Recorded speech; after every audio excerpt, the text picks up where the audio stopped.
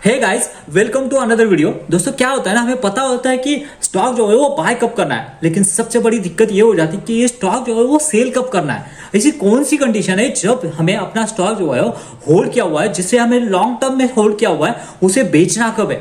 और दूसरी बात दोस्तों, और एक बहुत ही इंटरेस्टिंग बात मैं आपको बताऊंगा, जिसके आपका जो टैक्स है, यानी हम लॉन्ग टर्म कैपिटल गेन जो है वो बहुत सारा बचा सकते हैं। यानी 20% तक अगर लॉन्ग टर्म डेप जो है यानी कैपिटल गेन जो है हमारा अगर गवर्नमेंट को देना पड़ता है, तो इथिकल तरीके से कैसे हम उसको कम कर सकते हैं, इन सभी के बारे में चर्चा करेंगे। लेकिन जैसे कि हम हमेशा कहते हैं, लर्निंग है तो ही अर्निंग है। मैं संदीप औटी स्वागत करता हूं आपका।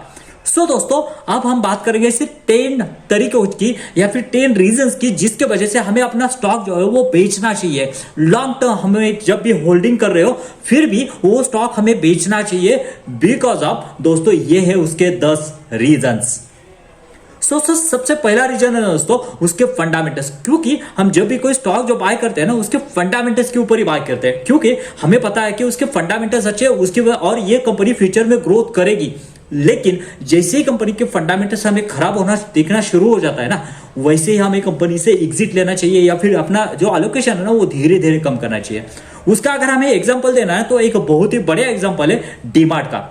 देखिए डीमार्ट जो है ना, अगर यहाँ पे कोविड के टाइम या फिर कोविड के बाद में भी अप टू द 2021 तक अराउंड 40% से ग्रो कर रहा, 35 to 40% से ग्रो कर रहा था।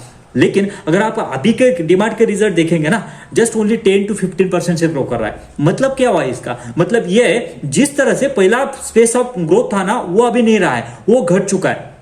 उसके पीछे की वजह हमें देखेंगे ना दोस्तों, तो उसका मेनली 2 सेक्शन से रेवेन्यू आता था। एक तो ग्रोसरी सेक्शन और जो दूसरा जो है अपीयरल सेक्शन। दूसरा क्या हुआ है दोस्तों, जो अपीयरल सेक्शन है उसमें बहुत ज्यादा कंपटीशन बढ़ चुके हैं। आप देखेंगे जूडियो, उसके बाद में रिलायंस, उसके बाद में वी मार्ट और स्टाइल बाजार, उसके बाद में V2 रिटेल, और बहुत सारे कंपटीशन की वजह से क्या हुआ है, डीमार्ट के जो अपीयरल सेक्शन है वो वहां पे सेल्स डाउन हुआ है। उसके वजह से क्या हुआ है ना, उसका मेन जो मार्जिन वाला सेक्शन था ना, वो ही डाउन हो चुका है। आप अगर यहां पे देखेंगे, पहले वाला जो ग्रोसरी का सेक्शन है वो अब जा रहा है, लेकिन उसमें उतने मार्जिन नहीं है। उसी वजह से क्या हो रहा है, सेल्स ग्रोथ तो दिख रहा है आपको, लेकिन वहां पे जो मार्जिन या फिर ऑपरेटिंग लेवरेज जो है वो नहीं मिल रहा है, और उसके वजह से उनका पैट जो है वो इंपैक्ट हो रहा है। मतलब क्या हुआ दोस्तों, अपना जो यहाँ पे इन्वेस्टर है उनका पैसा नहीं बनेगा। जो कंपनी पहले 35 to 40% से अपना पैड बढ़ाती थी, सेल्स ग्रोथ बढ़ाती थी, अभी वो 15% से बढ़ा रही है। यानी क्या होगा इस केस में, यहाँ पे जो इन्वेस्टर है ना, वो जो उम्मीद लगाया बैठे थे कि ये 40% की हमें ग्रोथ देगा, वो वहां पे नहीं रहेगा, वो दूसरे यहाँ पे जाएगा। जैसे कि V2 रिटेल अभी 60% से ग्रो कर रहा है, स्टाइल बाजार 30-40% से ग्रो कर रहा है, वहां पे जाएगा ना, ये यहाँ पे क्यों रखेगा। पहली है, अगर किसी कंपनी के फंडामेंटल जो है वो खराब हो जाते हैं तो। दूसरी बात है दोस्तों मैनेजमेंट का कंसर्न।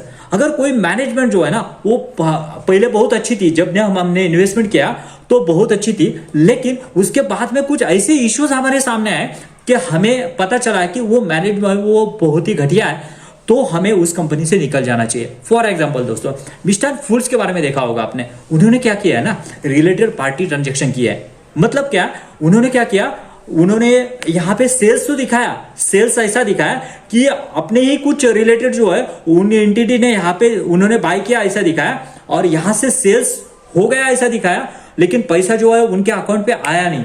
उसके बारे में हम आगे बात करेंगे कैश फ्लो में। तो उनके अकाउंट में आया नहीं, लेकिन वो सेल्स दिखा रहे हैं। यहाँ पे अगर आप प्रॉफिट एंड लॉस में, जैसे कि हम एक्रोल बेसिस पे यहाँ पे जो है इंडिया में यहाँ पे जो है अकाउंटिंग चलता है, तो वहां पे सेल्स तो बढ़ा है, यहाँ पे प्रॉफिट भी बढ़ा है, लेकिन उसका पैसा आया नहीं है। उसकी रीजन क्या है दोस्तों, कैश फ्लो स्टेटमेंट। आपको वहां पे कैश फ्लो स्टेटमेंट ने देखा होगा कि आपने जो सेल्स किया है ना, वो एक्चुअली कैश में कन्वर्ट हुआ है नहीं। अगर नहीं हुआ है तो उसके पीछे के रीजन क्या है। दोस्तों अभी उन्होंने क्या किया, रिलेटेड पार्टी ट्रांजैक्शन उनका डिस्क्लोज होने के बाद में आप देखेंगे तो लोअर सर्किट पे लोअर सर्किट ये जो है वो स्टॉक लगा रहा है। दोस्तों ये मैनेजमेंट कितना ट्रांसपेरेंट है, कितना इफिशिएंट है, ये अगर आपको जानना है ना, गूगल पे जस्ट डाल दीजिए यहाँ पे कंपनी का नाम, जैसे कि मिस्टर फूड्स मैनेजमेंट फ्रॉड, वहां पे इमीडिएटली पूरा डाटा आ जाएगा। तो ऐसे कंपनियों से हमें बच के रहना है और ऐसी कंपनियों ने इन्वेस्टमेंट नहीं करना है। तीसरी बात हो दोस्तों लीडरशिप कंसर्न। यानी क्या होता है ना, कई बार जो है ना, जो लीडर होते हैं ना कंपनी के, जो सीईओ है या फिर एमडी है, वो जो है ना वो कंपनी को रिजाइन कर देते हैं या फिर छोड़ जाते हैं, या फिर कोई रीजन की वजह से वहां से कंपनी से जो डिसीजन मेकिंग है वो चेंज जाते हैं। तो उसके वजह से क्या होता है ना, मेनली हमने उस बंदे के ऊपर जो ट्रस्ट है ना उसको देख के हमने इन्वेस्टमेंट किया होता है। For example happiest mind.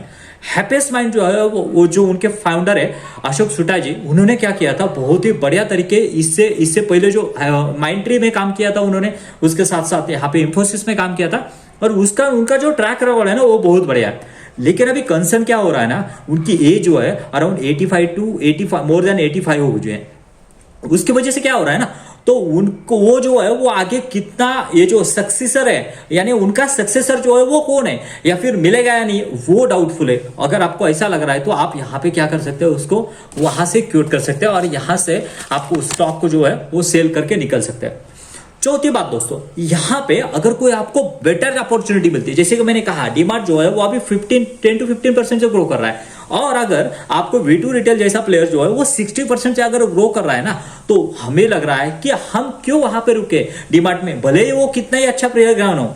दूसरी बात दोस्तों, अगर आप टाइटन की एग्जांपल लीजिए, टाइटन जो है वो अभी भी 25% से ग्रो कर रहा है इन द ज्वेलरी सेक्शन, लेकिन वो उसका दूसरा प्लेयर जो है ना, वो जो पहला 2 नंबर पे था वो कल्याण ज्वेलर्स अभी अराउंड 60% पे ग्रो कर रहा है। यानी टाइटन पहले 25 का लीडर था और कल्याण ज्वेलर जो है पैन इंडिया पर लेवल पर प्रेजेंस है उसकी, और वो 60% से ग्रो कर रहा है। यानी अगर आप 25% का इंजन लेके बैठे हो और मार्केट जो है वो लोग क्या करेंगे, वहां से छोड़ के कल्याण की तरफ जा रहे हैं, और आप अगर टाइटन में रुक गए ना तो आपका पैसा नहीं बनेगा। इसलिए अगर आपने देखा होगा तो पिछले 2 साल से टाइटन जो है पैसा नहीं बना रहा है, पैसा कौन बना रहा है, कल्याण ज्वेलर्स। मतलब क्या है, अगर यहाँ पे आपको बेटर अपॉर्चुनिटी मिलती है ना, वैसे ही अपॉर्चुनिटी आपको यहाँ पे सेनको में मिलेगी, आपको यहाँ पे पीएन गार्गियर भी अभी न्यूली लिस्टेड हुआ है, स्काई गोल्ड भी है जिसमें बहुत ही मल्टी बैगर रिटर्न दिए हुए हैं। सो दोस्तों हमें देखना है कि इंडस्ट्री में कौन सा ट्रेंड यानी कौन सी कंपनी अच्छी कर रही है। अगर अच्छी कर रही है तो वहां पे शिफ्ट होने में कोई दिक्कत नहीं है, बिकॉज ऑफ हमें क्या करना है, हम यहाँ पे स्टॉक मार्केट में किस लिए आए हैं, आखिर पैसा ही बनाने के लिए आए हैं। उसके बाद में दोस्तों हमारे जो फाइनेंशियल गोल्स है, जो अगला रीजन है वो है हमारे फाइनेंशियल गोल्स। फॉर एग्जांपल आपको एक होम, अपना ड्रीम होम खरीदना था और आपने सोचा था कि हम 5 साल के बाद में ना ड्रीम होम खरीदेंगे, लेकिन क्या हुआ ना, आपके यहाँ पे एक बहुत बड़ी अपॉर्चुनिटी आ गई, आपको जैसा होम चाहिए था आपको वैसा मिला, और दूसरी बात आपके जो बाकी के फाइनेंशियल वो भी मीट कर रहे थे, आपको जस्ट ओनली यहाँ से इक्विटी में का एक्सपोजर जो है वो यहाँ पे बुक करके वहां पे आपको पैसा लगाना था। सो दोस्तों अगर आपको ये गोल है ना, आपने होम लोन के यहाँ पे होम के लिए अगर आपने इन्वेस्टमेंट किया है तो आप वहां से प्रॉफिट बुक करके वहां से निकल सकते हैं, क्योंकि अल्टीमेटली क्या है, हमारा गोल है कि हैप्पी रहना।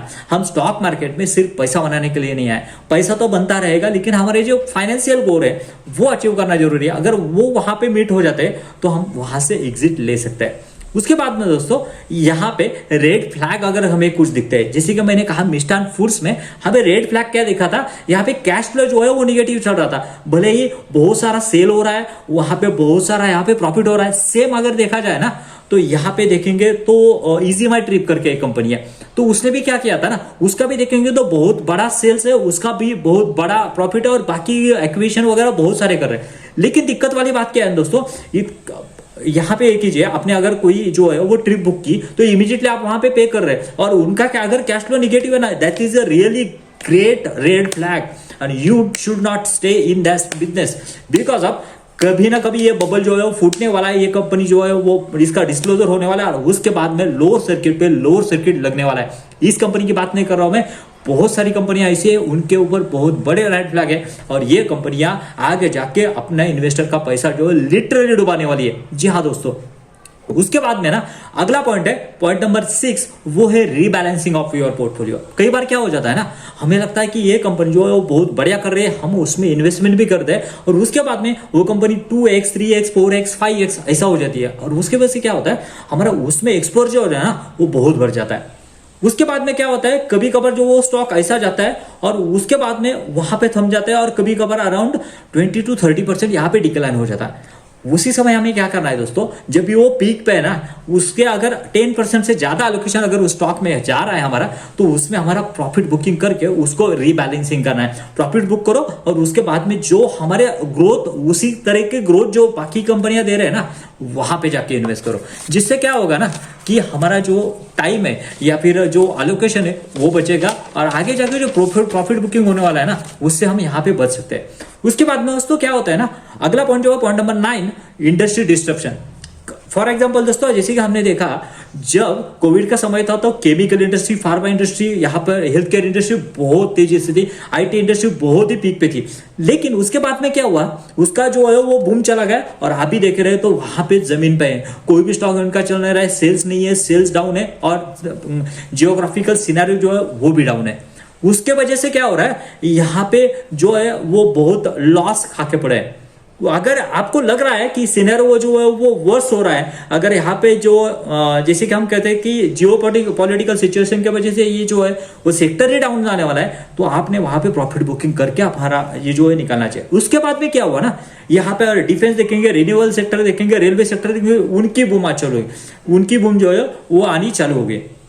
उसमें भी बहुत सारा पैसा जो लोगों ने बनाया। जैसे कि हम वारे रिन्यूएबल का एग्जांपल देखें तो वारे में भी बहुत सारा पैसा बनाया। लेकिन एक टाइम पे क्या हुआ, ये सभी सेक्टर जो है ना वो पीक के आने के बाद में वो नीचे जाने लगे। आपसे जैसे मैंने ये तीनों सेक्टर बताए, उसके बाद में क्या हुआ, ये अभी जो है वो बॉटम पे आने लगे। अराउंड 30, 40, 50% का भी करेक्शन वारी में देखेंगे तो 50% करेक्शन पे ये स्टॉक जो है वो अवेलेबल है। लेकिन अगर आपको उसके फंडामेंटल्स के ऊपर ये है ना, ट्रस्ट है ना, तो आपने वो स्टॉक नहीं बेचना है। क्योंकि अगर उसके फंडामेंटल्स अच्छे है ना तो कितना भी गिरने दो वो बाद में ऊपर आएगा। लेकिन अगर उसके फंडामेंटल्स खराब है और वो जस्ट ओनली इंडस्ट्री के बूम से वजह से ऊपर गया है और आपको वो पता चल गया है, तो वहां पे हमने क्या करना चाहिए, वो स्टॉक को सेल करना चाहिए। उसके बाद दोस्तों पॉइंट नंबर 10 बहुत ही इंपॉर्टेंट, जैसे कि मैंने कहा था टैक्स जो है हमें बचाना है। क्योंकि हम मिडिल क्लास लोग हैं, मिडिल क्लास का सबसे बड़ा अगर कोई दुश्मन है ना दोस्तों, मुझे लग रहा है हम कंट्री के लिए हेल्प तो करते ही है, लेकिन टैक्स की वजह से हमारा पूरा फाइनेंशियल प्लानिंग जो है ना वो बिगड़ जाता है। और उसमें एक चीज है दोस्तों, यहाँ पे अपना प्रॉफिट बुक करना। दोस्तों अभी हमें प्रॉफिट कैसे बुक करना है, हमारी जो यहाँ पे होल्डिंग की पोर्टफोलियो की हाईएस्ट जो गेन कर रहे हैं ना, उनको हमें क्या करना है, बाय 31 मार्च 2020, मतलब जो फाइनेंशियल ईयर है ना 31 मार्च को, उससे पहले हमें उस स्टॉक को अपने पोर्टफोलियो से काट देना है। काट देना है मतलब क्या करना है, हमें क्या, जैसे कि समझिए एक स्टॉक में मैंने 1 लाख रुपए डाला और उसके बाद में उसमें मुझे अराउंड 2x का प्रॉफिट हुआ विद इन 1 ईयर। वो स्टॉक रॉकेट बन गया था, अराउंड 3 लाख रुपीज बन गए। मतलब मेरा प्रॉफिट कितना बना है, 2 लाख रुपीज। वो 2 लाख रुपीज जो है वो मुझे यहाँ से विड्रॉ करना है, यानी वहां पे प्रॉफिट बुक करना है। तो आप कहेंगे ये लॉन्ग टर्म इन्वेस्टिंग थोड़ी ना हुई, लेकिन दोस्तों ये सोचिए जब मैं वहां पे प्रॉफिट बुक कर रहा हूं ना, समझिए कि 2 लाख नहीं 1 लाख ही समझिए, 1 लाख अगर मैंने यहाँ पे बुक कर लिया ना, तो 1 लाख रुपीज जो है वो मेरा क्या है, मैक्सिमम कैपिंग है। उससे अगर आगे ज्यादा जाता है ना तो ही मुझे लॉन्ग टर्म टैक्स जो है वो देना है। और वहां से बुक करने के बाद में है ना, लगता है तो आपको लग रहा है ना उसके फंडामेंटल्स अच्छे हैं, तो इमीडिएटली उसको बाय कर लीजिए, कोई मैटर नहीं है। और जब आप ये ट्रांजेक्शन करेंगे ना, और ये पूरी अथॉराइज ट्रांजेक्शन है, ये ट्रांजेक्शन करने के बाद में आप देखेंगे कि आपका जो लॉन्ग टर्म कैपिटल जो वो फाइनेंशियल ईयर में ब्लॉक हो गया, 1 लाख जो है वो वहां से लिमिट हो गई। और उसके बाद में नेक्स्ट ईयर जाएंगे तो ऐसी 1 लाख और इसके वजह से क्या होगा, आपके अराउंड 20,000 रुपीज हर साल बचेंगे। जी हाँ दोस्तों, आपको लग रहा होगा ये 20,000, लेकिन ये जब लास्ट लॉन्ग टर्म में जाता है ना तो उसका बहुत बड़ा इंपैक्ट जो है वो आपके यहाँ पे आता है। दोस्तों ये थे सारे सिनेरियो जिसके वजह से आपको यहाँ पे स्टॉक जो है प्रॉफिट बुकिंग करनी चाहिए, आपको स्टॉक जो है वो सेल कर देना चाहिए। क्योंकि अगर आपने पकड़ के रखे ना तो वो स्टॉक बढ़ने वाला नहीं है, वो आपको डुबाएगा, आपके इन्वेस्ट। और बाद में क्या होगा ना, आपके जब समझिए आपने किसी स्टॉक में 1 लाख रुपए इन्वेस्ट किया और वो स्टॉक जो अगर 30,000 तक आता है और आपको पता नहीं है उस स्टॉक में क्या हो रहा है, उसके पीछे की रीजन पता नहीं है, उसके लिए दोस्तों यहाँ पे रिसर्च करना जरूरी है। अगर आपको लग रहा है कि रिसर्च में मैं आपकी हेल्प कर सकता हूँ, क्योंकि मैं कॉल मैनेजमेंट एनालिसिस, उसके बाद में पीपीटी, उसके बाद में प्रेजेंटेशन एंड सो ऑन, इन सभी के बारे में हम कंटिन्यूसली यहाँ पे डिस्कस करते रहते हैं और इसीलिए आप हमारे चैनल को सब्सक्राइब कर सकते हैं। दोस्तों मिलते हैं नए वीडियो में। Thank you very much. जय हिंद।